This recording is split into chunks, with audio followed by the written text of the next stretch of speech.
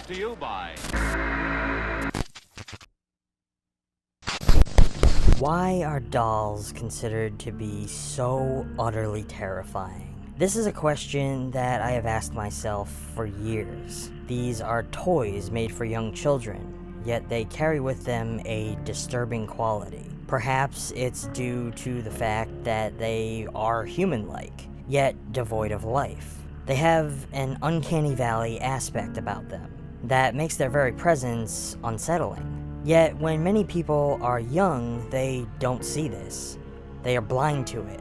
It isn't until they are adults that the aspect becomes apparent to them, and they begin to find a growing fear of them within themselves. As a puppet, I face a similar brand of stereotyping. People often look at me with that same uncomfortable feeling lurking behind their eyes. Over the years, I have learned to ignore it, but I always know that it's there. The ventriloquist dummy is probably the most often scrutinized by the stereotype, yet many of them are nicer than you might think. However, not in this particular story.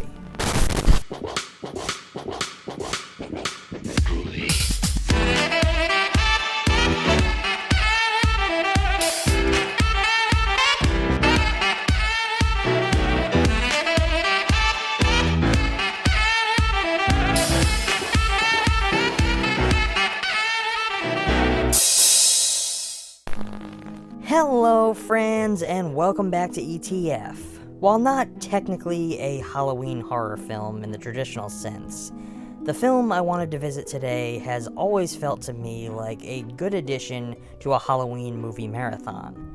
Dead Silence is a 2007 horror film directed by James Wan. The film follows a man named Jamie Ashen, who returns to his hometown after his wife is murdered.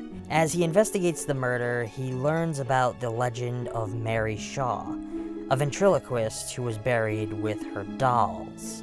In all honesty, the thing that drew me to this one at the time of its release was the fact that the film was helmed by the director of Saw, and the fact that I find a fun campiness about films that utilize the old children's nursery rhyme trope, especially when they give it a more violent play with words. Beware the stare of Mary Shaw. She had no children, only dolls. And if you see her, do not scream, or she'll rip your tongue out at the seam.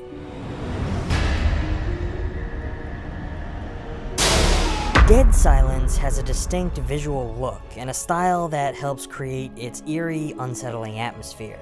The film's aesthetic can be described as gothic and atmospheric, with a muted color palette that uses shades of blue, gray, and black to create a sense of foreboding and dread.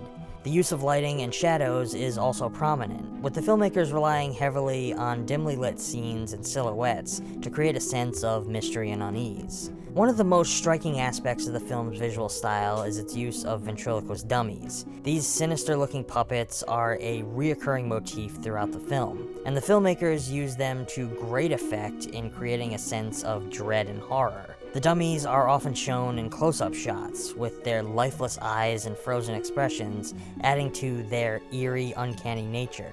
The film setting also attributes to the visual style, with the small town of Raven's Fair serving as a suitably creepy backdrop for this story. The town is portrayed as run-down and decrepit, with abandoned buildings and streets shrouded in fog, adding to the sense of isolation and dread.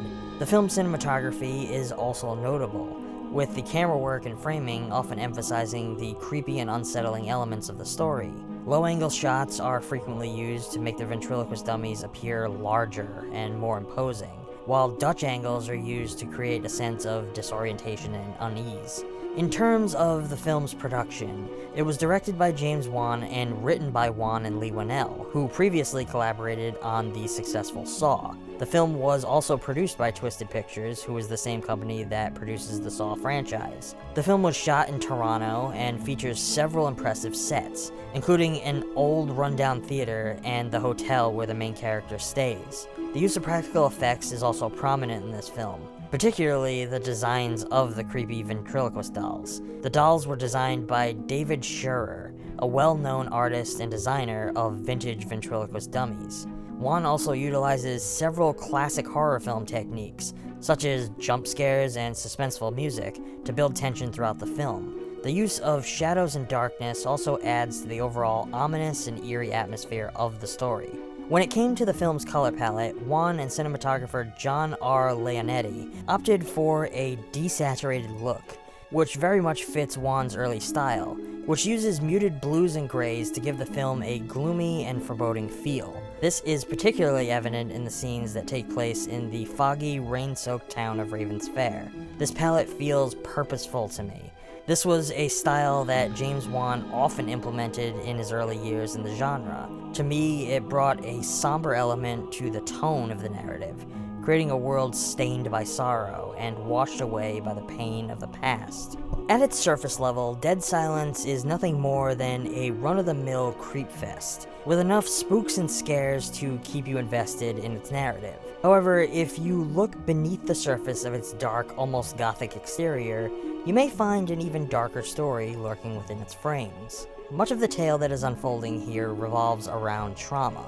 Jamie Ashen is haunted by the death of his wife, and he is unable to move on from it. He returns to his hometown in an attempt to find closure, but instead he finds himself caught up in the legend of Mary Shaw, who in and of herself is a victim, whose traumatic death has caused her to become a vengeful spirit, from which there is no escape. This shows how trauma can be all-consuming, and how it can make people vulnerable to the power of myth. This is compounded by the guilt that Jamie feels for not being able to save his wife, and he believes that he failed her.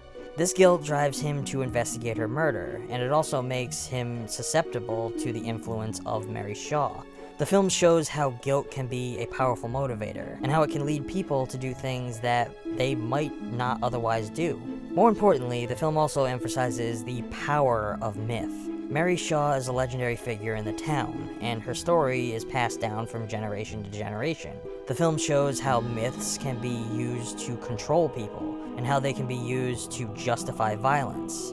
Mary Shaw's dolls are also a powerful symbol in the film, representing the idea that our fears and traumas can take on a life of their own. The movie depicts Shaw as a terrifying legend, a ventriloquist who was accused of kidnapping and murdering a young boy. As punishment, the townspeople cut out her tongue and killed her. According to the myth, Mary Shaw's spirit returns from the dead seeking revenge, using her collection of eerie dolls to continue her spree of horror. While the myth of Shaw is purely fictional and created for the movie, it effectively plays on the fear of dolls and the uncanny nature of ventriloquism. Her story echoes the movie monsters that have come before her, such as Candyman, Freddy Krueger, and even touches on stories like Cropsy, Slender Man, and the infamous Boogeyman. Dead Silence is a film that I personally feel goes mostly underrated as times move forward. While it is not the most standout or impactful narrative of its kind, and let's face it, it's no A24 film, it explores themes that are deeply relatable and combines them with uniquely eerie visuals. The film's visual look and style, including its use of color, shadows, and sound, helped create a sense of unease and dread. Ultimately, the film is a testament to the enduring power of the horror genre, and to the ability of filmmakers like James Wan to create films that tap into our deepest fears and anxieties.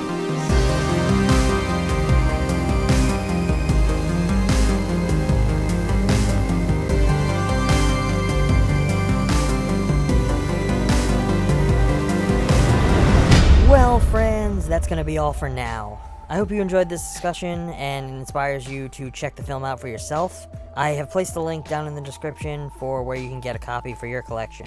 If you enjoyed this video, please consider giving it a like, subscribe for more content, and if you really want to help support this channel, we do still have a Patreon, and every little bit helps this channel grow and gets us a little closer to being able to make these videos for you full time. Until next time, stay safe, and as always, thanks for watching.